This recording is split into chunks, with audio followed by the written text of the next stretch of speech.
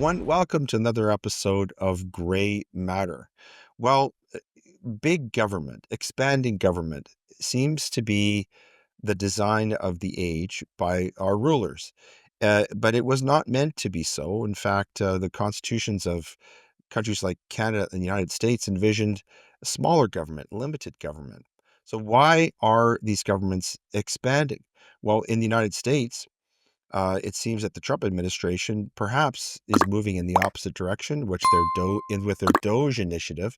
But meanwhile, in Canada, we have we have one federal government employee for every 90 Canadians now. That's just the federal government. And these numbers are just going up. Why is this happening? What is the problem with it? What are the disadvantages of big government? How does it hurt us? And what are the advantages of limited government? Could we re-envision this and get away from big government? Well, we thought we'd get somebody on the show who has a big brain and knows a lot about this, and we've succeeded in doing that. And his name is Ryan McMaken, and he is chief editor at the Mises Institute in the United States. Welcome to the show, Ryan. It's great to have you on the program. Thank you. It's great to be with you. We're going to introduce you properly and talk about your book. But before we do that, as we always do, we've got some framing aphorisms. These will be probably similar or familiar to our guest. Firstly, from Ludwig von Mises, who once wrote, "There is no more dangerous menace to civilization than a government of incompetent, corrupt, or vile men." Sadly, many of them seem to be in government. Next, from Murray Rothbard, who wrote, "The man who puts all the guns and all the decision-making power into the hands of the central government and then says, 'Limit yourself,' it is he who is truly the impractical utopian." And from Milton Friedman, the Nobel Prize-winning economist, who wrote, "Many people want the government to protect the consumer. A much more urgent problem is to protect the consumer from the government." From Friedrich Hayek, who said, "Emergencies have always been the pretext on which safeguards of individual liberty have been eroded."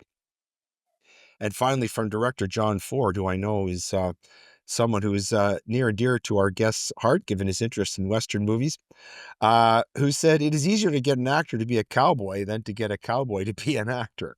Anyway, who's our guest on the show today? Well, Ryan McMaken is the executive editor at the Mises Institute, a former economist for the state of Colorado, and the author of two books: Breaking Away, The Case of Secession, Radical Decentralization and Smaller Politics, and also Commie Cowboys, the Bourgeoisie and the Nation State in the Western Genre. I'll let it be known here, and many of our viewers and listeners know I'm a big fan of Westerns, especially of the older type. But Ryan has a bachelor's degree in economics and a master's degree in public policy, finance, and international relations from the University of Colorado. And he's a co-host of the Radio Rothbard podcast and the Loot and Lobby podcast. And as he's appeared on Fox News and Fox Business and has been featured in a number of national print publications, including Politico, The Hill, Bloomberg, and The Washington Post. So I'd like to start here, if I could, Ryan. The Mises Institute and your role in it. I wonder if you could maybe describe what the Mises Institute is all about and what you're doing there, what your work involves. Sure. My job at the Mises Institute is to handle the non-academic side. So the core of the Mises Institute is, as an academic institution, is to provide an outlet for academic instruction for people who, of course, are not rewarded academically in mainstream academia, right? Which Right. takes a dim view of freedom, free markets, of the prospects of a society with a very small or virtually non-existent state at Mhm. all. And of course, society is all that stuff that isn't the state, all right? Churches, families, private institutions, community institutions, all of that stuff, which we think are far more important than any central government and do not Mhm. require really the central government to exist. And this is a pretty radical view, as you might imagine. So 40 years ago, our founder, Lou Rockwell, founded this organization as an academic organization that would provide a place for scholars in this area to write books, have academic conferences of their own where we write and present new academic journal articles, and we have our own academic journals. And so that's the heart and soul of the organization, is providing sort of this alternative university, if you will. My Mhm. job, And however, yeah. is to handle the side that packages this sort of information for normal people who maybe don't have a PhD in economics. So we have a front page. It's all at Mises.org, MISES.org.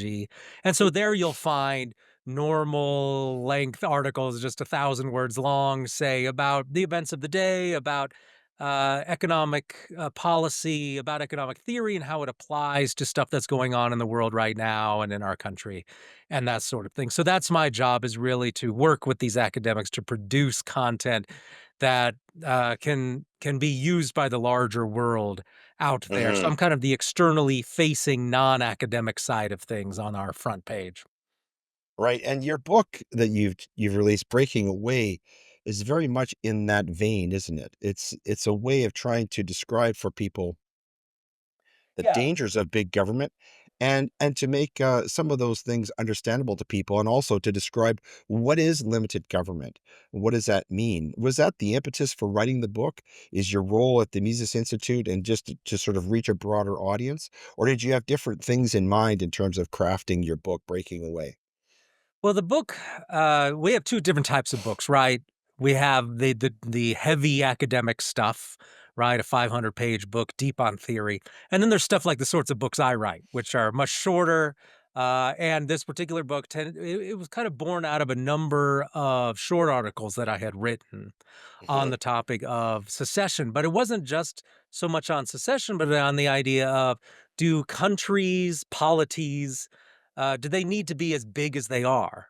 mhm, Right. It's maybe the world would be a better place if we didn't have these mega governments everywhere of untrammeled, unbelievable power. The United States government is the most powerful government in the history of the world.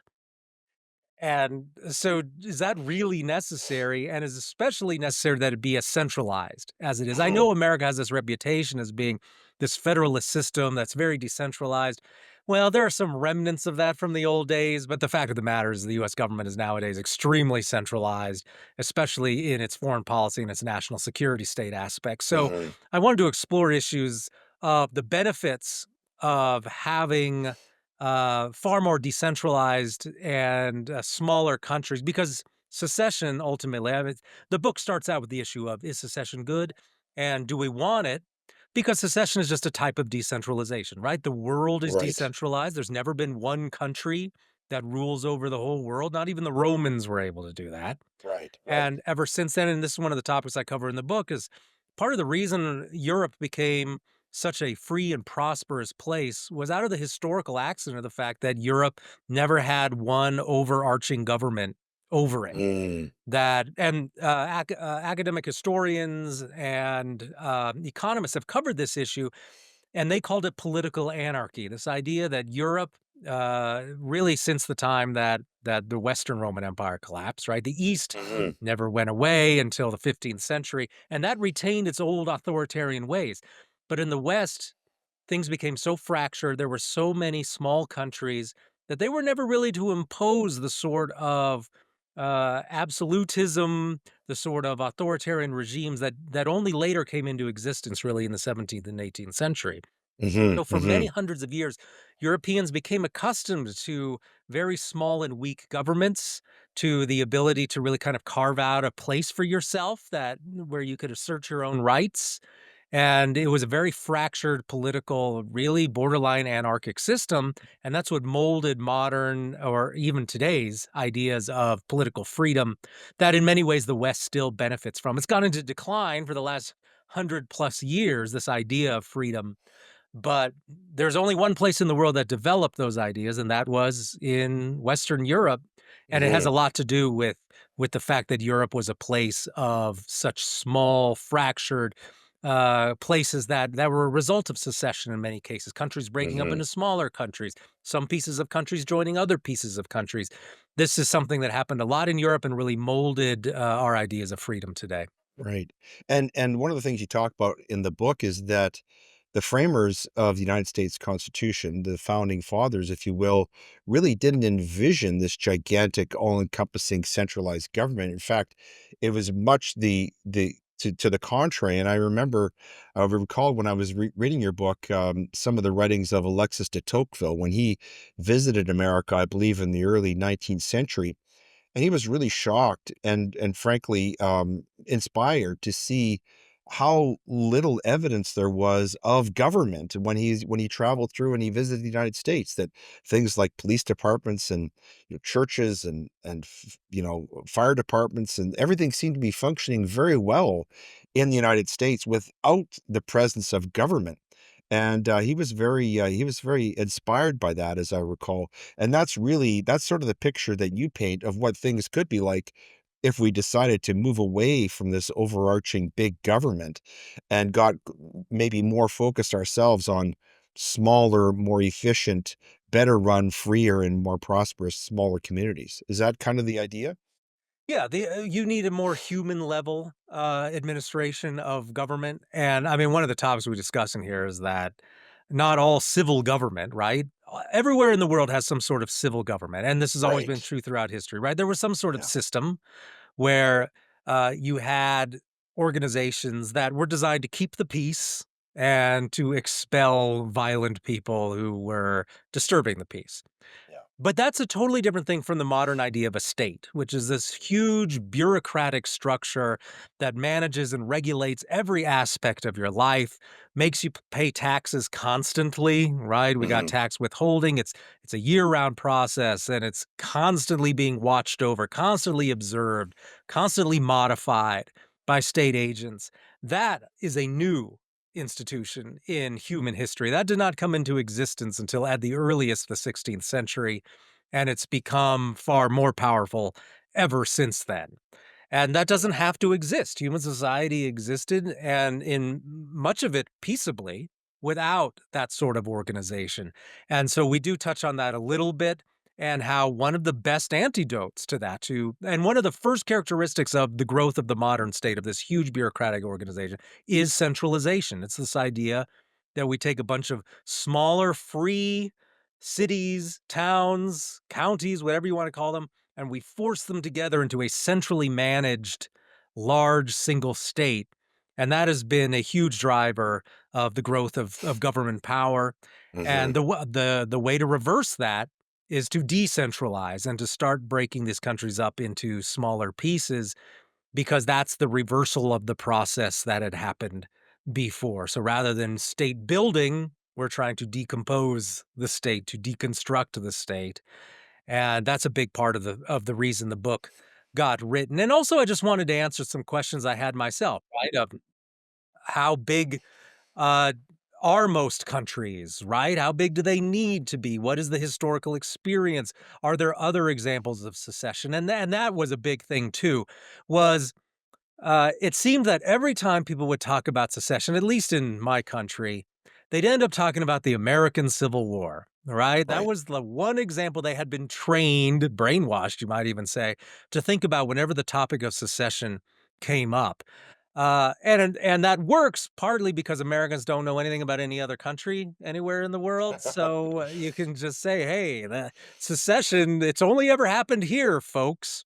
They, of course, would leave out of that discussion, the American War for Independence, which was a secession movement, right? Right, They would right. just point to the American Civil War. Mhm. But then I started looking around, I'm like, "Well, doesn't secession happen a lot historically?" And of course it does, and it's happened Mhm. everywhere, and it's Mhm. happened in modern times. The entire decolonization process throughout Africa, throughout Asia, was a matter of secession, right? Countries, many times unilaterally, without the approval of their overlords, would declare that they're seceding from the empire, just like the United States did, and they Yeah. would secede. Sometimes it led to a war. Sometimes it didn't. And I found many examples of peaceful secession movements. For example, Norway seceded from Sweden about 110 years ago. How many Mm. Americans know that? Malta seceded from the British Empire in the 60s. Of Right. course, Ireland seceded from the British Empire, and everybody seems to think that's a good thing. So, at least in America, most Americans agree that that was good. And so we can find many cases of secession that have occurred historically. In fact, in 1945, there were fewer than 100 countries in the whole world in Mhm. 1945, and nowadays there's almost 200. So where did this extra 90 countries come from? They came through secession movement. So secession is a thing that occurs frequently throughout human history once you get beyond a time period of, say, just 50 years or so. And it certainly happened a lot in the 20th century since Mhm. 1945. So we needed to just take a much broader view of it and look at how it works historically and what it really means. And I just really wanted to get beyond this obsession with 19th century America. Yeah. I mostly look at other time periods and also more modern time periods as well. Mhm. Folks, we're speaking with Ryan McMaken of the Mises Institute, and we're talking about his book. It's called "Breaking Away: The Case of Secession, Radical Decentralization, and Smaller Polities." And so, I want to talk now, Ryan, if I could, maybe about practical applications of your book and the ideas that you've expressed there. Let's talk about the United States first of all. Obviously, if we were describing the Biden administration, I think it's fair to say that we would describe it in terms of an expanding government, perhaps a bloated government, and enter the Trump administration, and they have the DOGE, the Department of Government Efficiency. And what do you think about this? Do you think that what Donald Trump is doing is leaning in the direction of decentralization, deregulation, and smaller government, or do you see this as just another iteration of the type of problems that you talk about in your book? Well, there are good and bad things in this administration. I think that's, I try to give the administration credit where credit is due, right? I think that a few of the things they've done have been very good and they've actually delivered, I think, on a few of these things. The destruction of USAID, for example, I think is Mhm. an unmitigated good. There were clear connections between all of those boondoggles of what was essentially money laundering and the American security state, and that was Right. all very shady and questionable political stuff. Mhm. So America's clearly better off without USAID and all the people that were working there, and I'm glad they're gone. Also, a lot of the other stuff that Doge was doing in terms of cutting the Department of Education, for example, hopefully that'll be completed soon. That's Mhm. all to the good. And I would love to see more of that. The gains there are mostly political, though, right? You're removing from positions of power a lot of people who are absolutely dead set against any expansion of freedom, any expansion of autonomy back to ordinary people, back to the taxpayers, that sort of thing. So I'm glad Mhm. all those people are gone. And I'm glad Doge did all that. Doge, however, will obviously not be delivering on what they said they were created for, which was to cut a trillion, maybe sometimes they even said $2 trillion from the federal budget. That was wildly exaggerated. Now they're just openly admitting, oh, it's going to be about 150 billion. Mhm. And while that might be a sizable amount in some small countries, in the United States, 150 billion is virtually nothing. And at the Right. same time, the Trump administration is bragging about how next year it's going to have $1 trillion defense budget. And the defense Ah. budget is already huge and many times larger than any other country. Mhm. And so I look at that and clearly Doge is not going to be saving anybody money. It's not going to allow for any tax cuts because deficits are still huge. So Doge is great, I think, in terms of causing some panic on the left and throwing a bunch of people who I guess you could say just hate freedom out of their jobs, but it's not gonna change the fundamental fiscal realities of the United States. It's not going to, enable Americans to pay fewer taxes, either in the form of just outright regular taxes or in, future payments for massive debt, right? Mhm. Which could also be monetized, and then you're even paying for all that debt, through price inflation. So none of that's changing, unfortunately. But why? I mean, even if Trump wanted to do that, he would just be punished at the polls for doing Right. anything like that. Because in order to Mhm. fundamentally change the fiscal realities in the United States, you've got to cut things like Social Security and Uh, Medicare and the social benefit spending. So, there's no public appetite for that in the United mhm. States. If you poll Americans and you say, "Oh, should the federal budget be cut?" They all say yes, right? 60-70% Right. say yes. And then you ask them, "Okay, which program specifically should be cut?" And then suddenly everybody, can't think of anywhere to cut. Right. And because everybody's got something they like or something they think they're counting on later.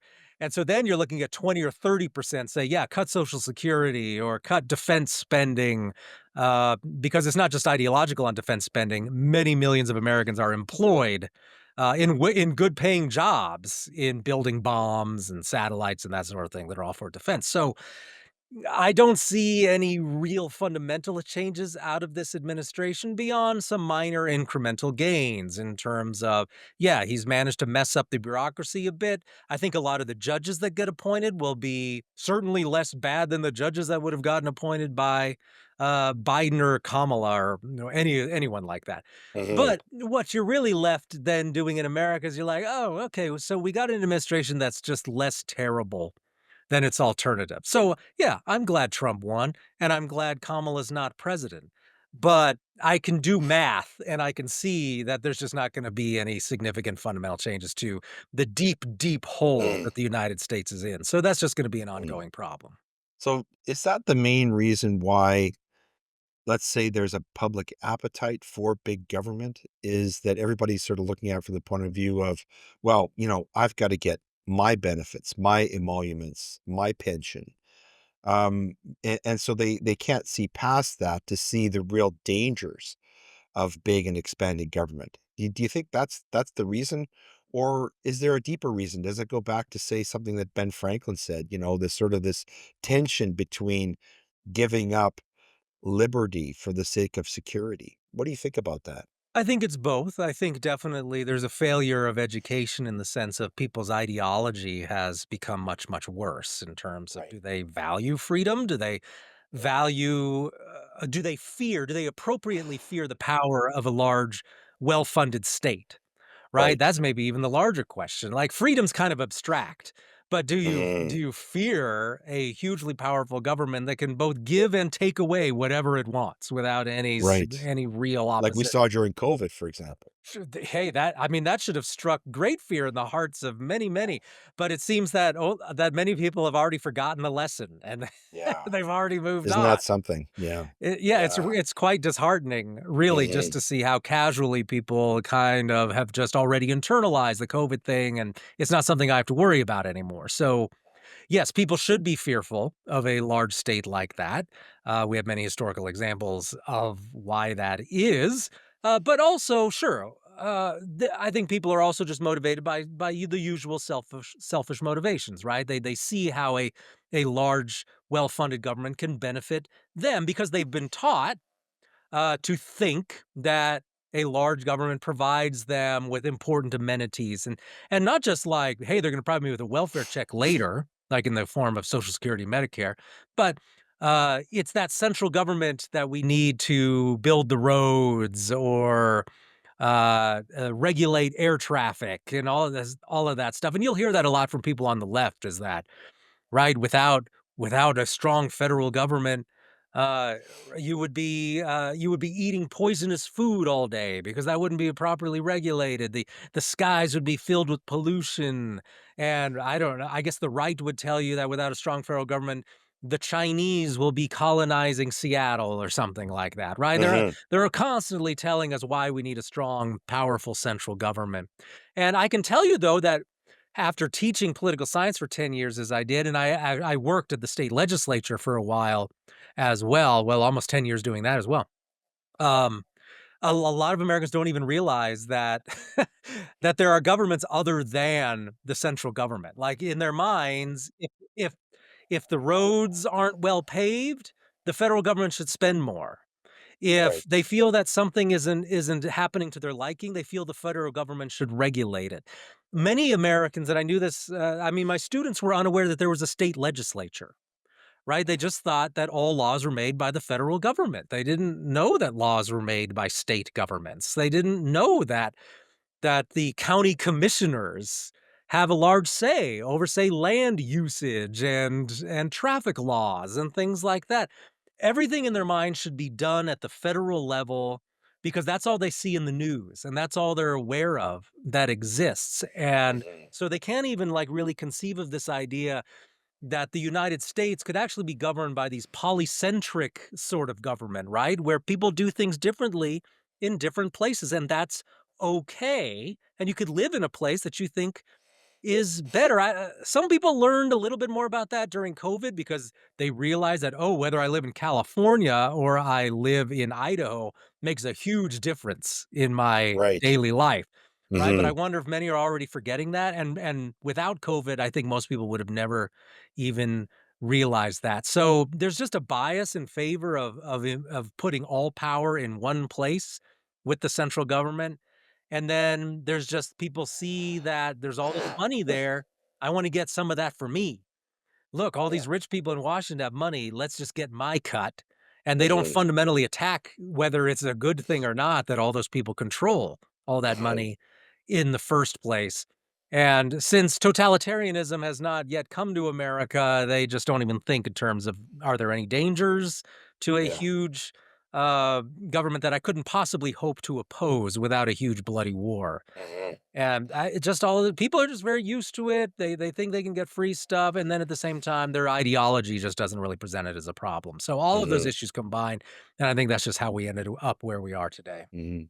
There's a real disconnect. You were talking about the concept of freedom. There's a real disconnect between what people's ideas of freedom are and how they actually play out in their daily lives. It's a great book that came out last year. You might have read it by Neil Gorsuch, who's the Supreme Court justice, called "Overruled." And in that book, he talks about how there's this super abundancy now of laws, and now they've actually exploded, things that govern virtually every aspect of our lives. He gives one example in the book of this poor guy, retired magician, and he was giving magic shows for kids in his neighborhood.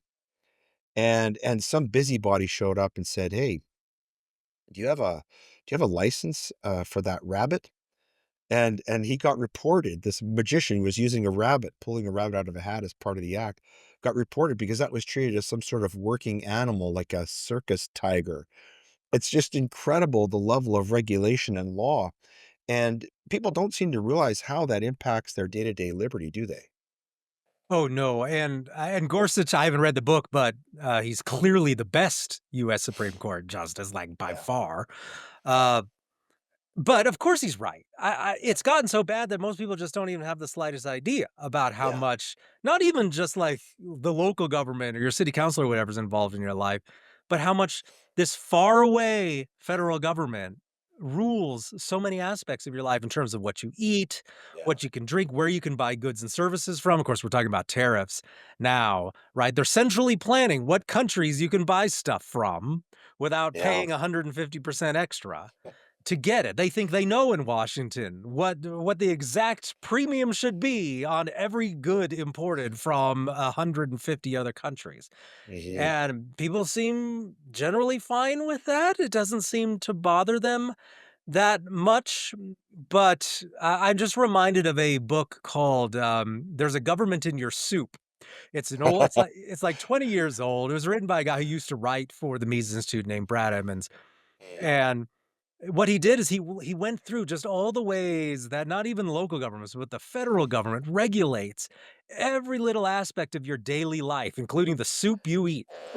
And it's been there so long. It's just so part of the background, part of the wallpaper now that most people don't even realize that's a thing, that their lives are being shaped by so mhm, many federal laws. And so that's part of the reason that it can continue to go on is most people don't mhm, even know about it. Now, that's one thing also I like about Trump is that he's repealed a lot of this stuff that happens, and that in order to put that back in place, the next guy will have to come in and put it in there and justify why he's doing that, why he's reviving this law that Trump got rid of.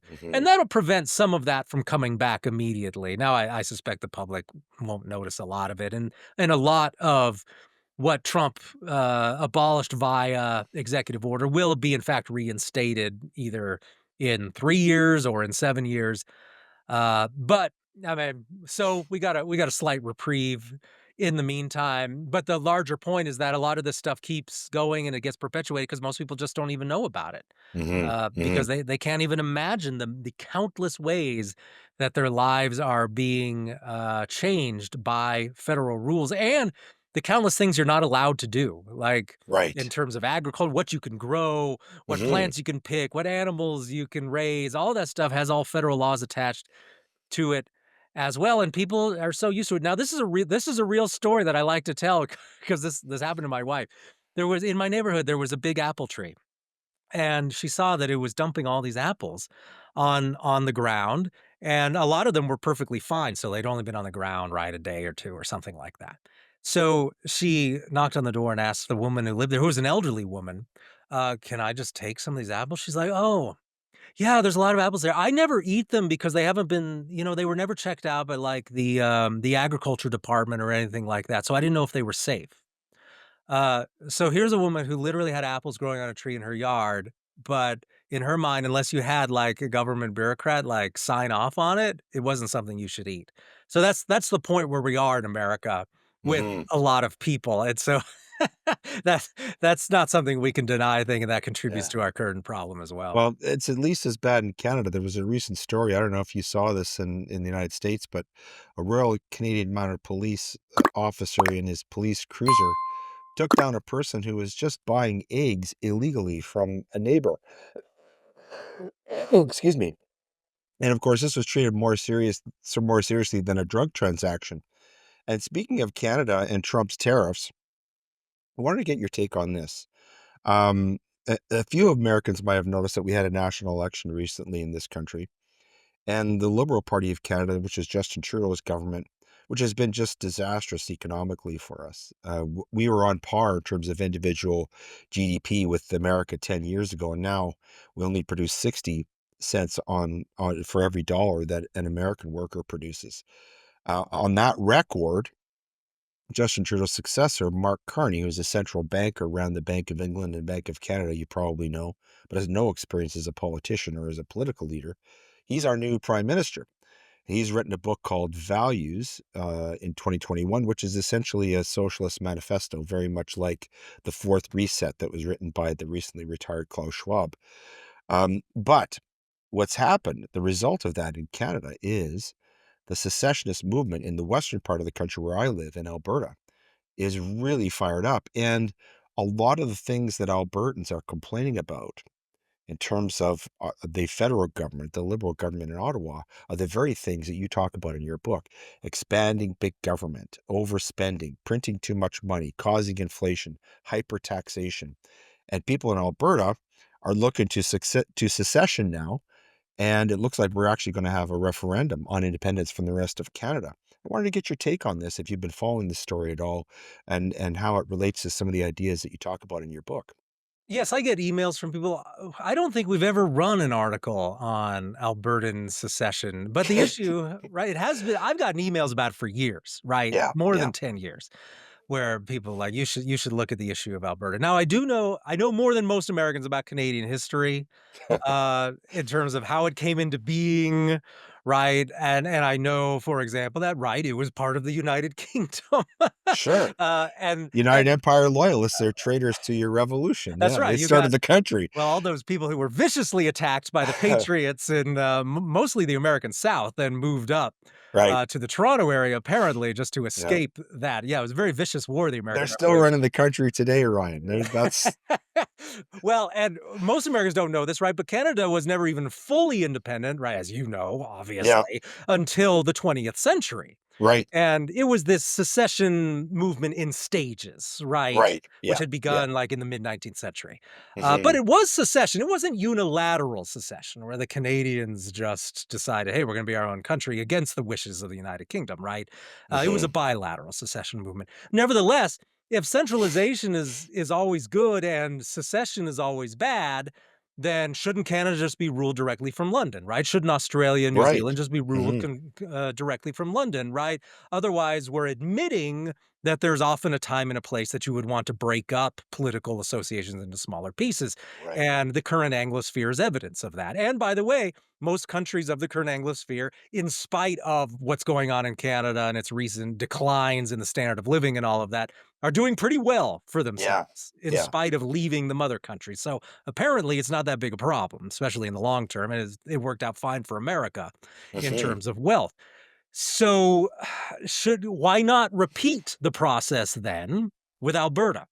Yeah. Uh, and obviously, it's been shown that there's the legal possibility, at least in the spirit of the history of Canada, that you Hmm. can break up these polities into smaller pieces. And I mean, I don't know if they've changed the laws since the Quebecois referendum, Hmm. but if they haven't changed the laws, then right there, it's still even possible legally in terms of the current The law is the constitution. same. The law is just the Okay. same. Hmm. So, Hmm. unlike in America, where they will, if you try to secede, the Washington D.C. based central government will invade and burn your state to the ground and murder a lot of people.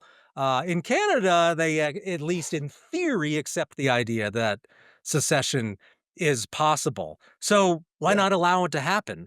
Hmm. Especially, right? We all know it wouldn't make any difference geopolitically, right? The Albertans are not going to enter into some sort of defense pact with China or with Russia, right? You could have free trade agreement between Alberta and the rump Canada, right? Hmm. It wouldn't even affect any of that stuff. All they would then be able to do, right? They would then have I'm sure they wouldn't get rid of socialized healthcare. They'd probably stick with that because I Right. know that's very popular. But they would at least then be able to make the rules themselves Yes. uh, Yeah. in their own province. And so what's the harm in that, really? I just don't see a big downside. In fact, I can't even really think of a downside at all. It would seem that it would lessen conflict and would make both sides happier Yeah. because then the government in Ottawa would not be restrained by these unhappy people in Alberta, and then Alberta would be free to do whatever it wants. Heck, Alberta could even secede on the condition that it's not going to join the United States because Canada Right. doesn't want a bigger United States. Whatever, any of that sort of stuff could be worked out, and US could entice Alberta into a closer union just with a free trade pact with Alberta. And culturally, obviously, what's the problem? Right? I guarantee you, I have more in common culturally. I live in Colorado. Right. Um, and Colorado isn't as commie as it's portrayed outside Colorado. It's a fairly reasonable Oh, place still, in spite of a lot of it's bad beautiful. I've laws. been there. Yes, I like it here. It's very nice. In spite of our horrible politicians, it hasn't been ruined fully yet. And there's still a lot of reasonable people here. And so I can guarantee you that me and people in my community probably think a lot more like a typical Albertan than we think as a someone from Massachusetts or someone from San Yeah. Francisco, This is very right? true. I Hmm. have Hmm. nothing in common with those people, with your typical Bostonian or even a Seattle person. I guarantee you we have very little to talk about or very little to share in terms of our worldview. Hmm. Hmm. And so I'd probably get along a lot better with a lot of people from the Great Plains of Canada Yeah. instead. So why not? Why not Yeah. do that? Some people will tell you, oh, gee, you can't let a part of the United States secede because then they would be locked in perpetual warfare with the rump United States. I'm like, "Really? What evidence do you have of that?" It's like, do you realize that the United Kingdom and the United States were at peace for the entire period from 1815 until Canada became fully independent in the 1930s? They're totally unaware of that we had a foreign country right on our border, and yet no war broke out. And then, Right. of course, we've been at peace with Canada ever since then. Hmm. Uh, Hmm. so having another free country in North America, it's demonstrably false to claim Right. that that necessarily leads to conflict. So I'm 100% in favor of if some people in Canada want to break up. Of course, they don't value my opinion. It's not my country, but Well, I think Americans should do the same thing. they're going to, because I happen to be connected with the people who are pushing Alberta independence, and I'm going to be introducing them to your book. So you may get more emails and calls from Alberta than you've had in the past, Ryan. I want to talk to you about some of the other stuff that you're doing besides your book, though. Let's talk about Radio Rothbard. What's that project all about? Well, we it started out just as me reading articles on it. I've never been a big fan of I don't like being in front of the camera if I can avoid it. And I like written articles. I like the precision of written articles. I like the details that you can go back and just check every detail. Yeah, yeah, Very different from speaking extemporaneously, where you might get something wrong and then somebody goes back and discovers it later and they try to make you look stupid. So I like the written stuff because I can make sure it's right. or that it says exactly what I wanted to say. But nevertheless, we live in a world now where tons of people, they want audio content, they want video content. So Mhm, mhm, we realized at the Mises Institute we had to start creating more podcast content. mhm. And so I created it, and it just kind of started out as a real short sort of audio version of articles, but then it morphed into more of a standard podcast where it was 30, 40 minutes long, and we would have guests and that sort of thing. So that's what it is now. It's all very much in the spirit of the articles that get run on the main page, but we bring in guests, we talk about it. It's a lot more freewheeling than the written articles. And I meet a lot of people who rarely even come to the website, may have never even been to the website, but because the Radio Rothbard content is on Spotify and other platforms like that, they listen to Radio Rothbard. Mm, And so we are reaching an audience that normally would not interact with our website or with our other content. So yeah, it's a weekly podcast. We'll often cover just the same topics that are covered in articles. We have certain experts that we bring in to talk about that sort of thing. But we had to hop on the podcast train, which is yeah. now extremely important, right? Who watches Yes, TV news anymore? I mean, people get their news and their commentary from podcasting. You just look at yeah. the size of the audience from someone like Tucker Carlson or Mhm, Joe Rogan. I have like right, 1/10 millionth of Joe Rogan's audience or what. I don't even know right, how big his audience is now, but we've gotta do that same thing. And I, of course, am glad of that. I'm glad that this has broken the media monopoly and that there's thousands of great podcasts out there, of course, most of which I will never even have the chance to listen to. right. But I talk to people that listen to them, and I think it's a great new world that's developing in terms of that content. I like the Mhm. variety. I like the fact that it's much less regulated. There's so many different opinions, and so we do that too. And yeah, if you're interested, you should definitely come and click on our podcast. We got a couple of the full size ones, and then we've got shorter ones too that are about Right. 10 minutes, that sort of thing. And tell me also about loot and lobby. This is, the description is kind of interesting. It says, "Always and everywhere, the regime loots productive members of society to benefit corporate cronies." I love the logo of loot and lobby. This yeah. My Tell me producer, he about that. wanted yeah, he wanted something a little more fun, and so that's a cat. There are, yeah, we have a mascot. It was a cat named Alexander Hamilton. Yeah. He's actually a bad cat because we don't like Alexander Hamilton. He's the one who loots you and then lobbies for more state power. Uh-huh. But that's just a short podcast. So that's me mostly just going solo for 10 or 11 minutes, covering the same topics I do in our articles. But it's for the same reason, right? And I find myself doing that. I'm cooking food in the kitchen. I turn on one of these audio podcasts and I listen to it for 10 or 20 minutes. And yeah, there is a lot of freedom that goes along with that. But if you want the footnotes, if you want the sources, you want the serious stuff, then you got to come to the website. But we'll provide you that stuff if you want it. I've listened to a few of the Loot and Lobby episodes, and one really struck my interest for reasons that I think are obvious given what I asked you a few minutes ago. One of the subjects was California secession would be great for the rest of America. Want to explain why you chose that topic and what you think about that? Sure. Well, it's because California isn't like the rest of the country in many ways. Even compared to New York, California is this extreme version of modern social democracy, Right. where they just hate the idea of self-governance. They hate the idea that that there might be private markets out there that could do things better than the regime, and it's really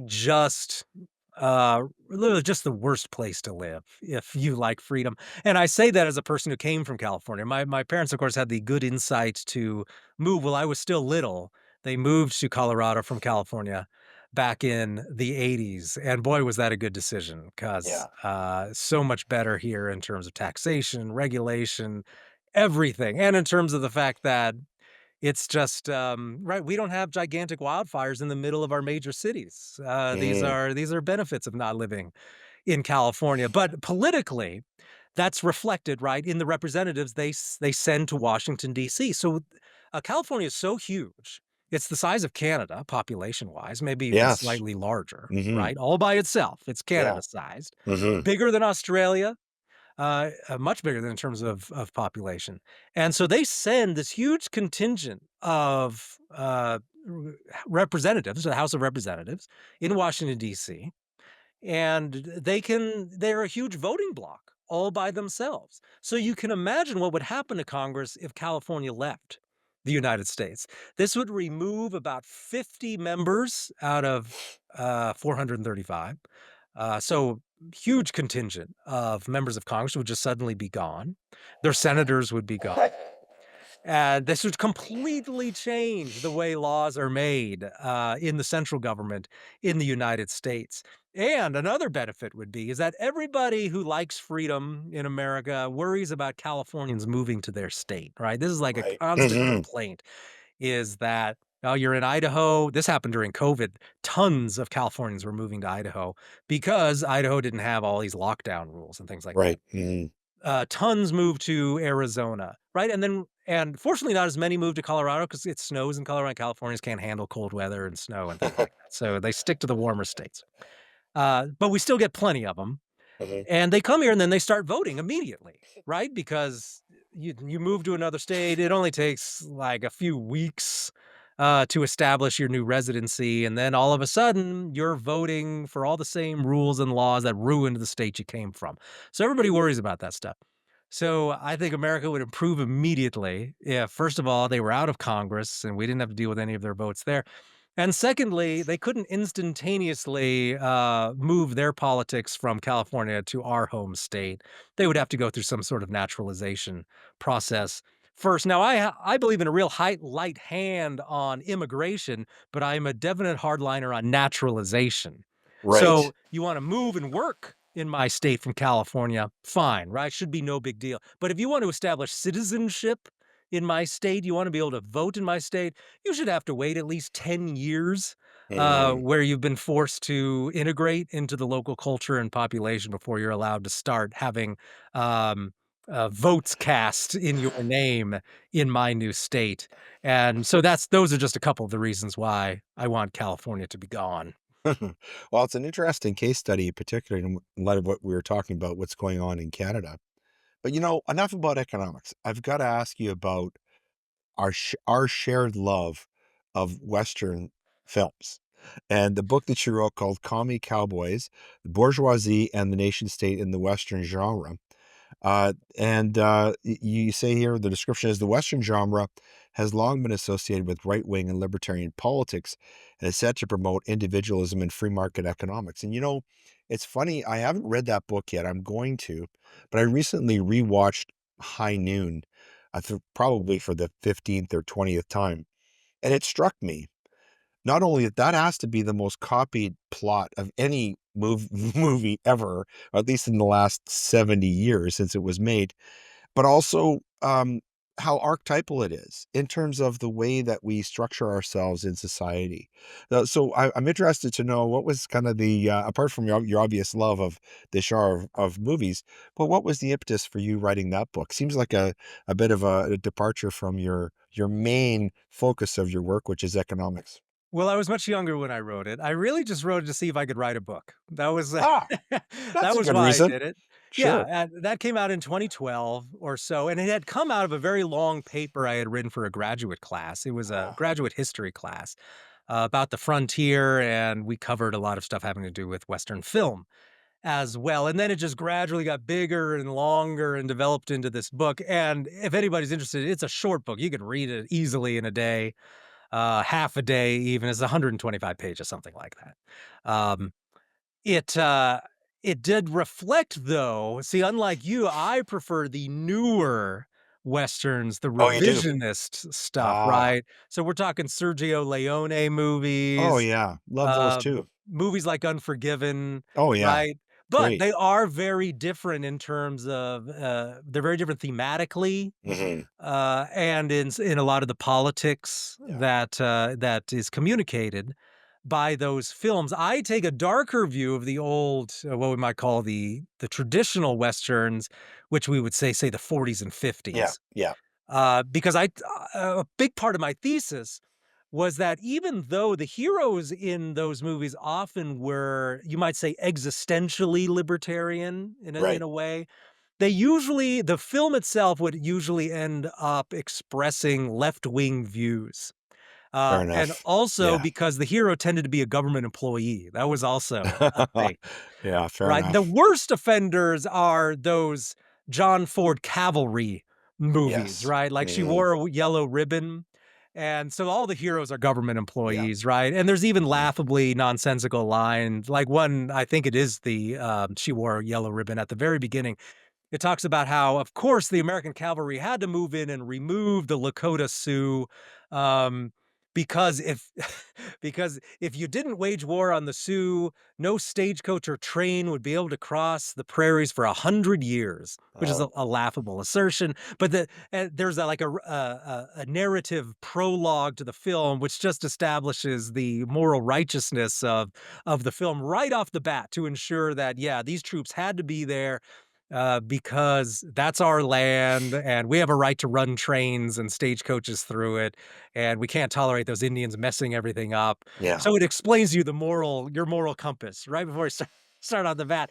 But what I realized too, in a lot of those cavalry movies and a lot of these movies in general that involve federal troops of any kind or federal personnel, and often even your local sheriff, the bad guy is very, very often a local merchant of Yes. some kind. Oh, Yes, true. he's selling guns to the Indians. That's like Mhm. your number one bad guy in those 1940s Westerns, right? True, yeah. He's fraternizing with the natives. He's selling them stuff, and we can't let that happen. So a big part of the role of the Western heroes in those movies is to prevent the private market from happening in Mm. that area. So I looked at a lot of those details, and then a lot of the time too, you have the sheriff come in, and the sheriff is very tolerant, right? He's tough and he wants to impose law and order, but often in the course of the film, imposing law and order involves teaching all of these right-wing bigots how to get along with everybody Sure. else in the town. So there's a Yeah. lot of that in a lot of these, especially late 50s, early 60s Yeah. Yeah. Westerns as well. So I examined that. I'm like, you know, these old traditional Westerns aren't actually as libertarian as has been portrayed. Mhm. But you could point to other time periods where it's very different. And that's kind of what I do is I like, Yeah. look, there's a lot of libertarian messages in some of the Mhm. 60s, 70s, and 80s Westerns.